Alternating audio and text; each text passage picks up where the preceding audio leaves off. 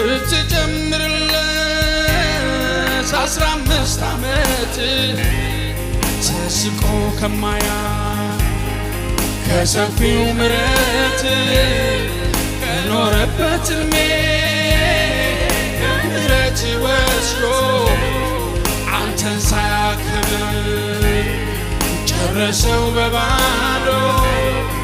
እኔ ግን ገብቶኛል የቃልህ እውነት ለካም ዘምረው ባንተ ምሕረት መሐሪነትህ እዘምረዋለሁ በጉልበቴ ሳይሆን በምሕረት ኖራለሁ።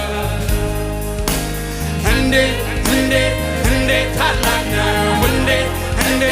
እንዴት ታላቅ ነው!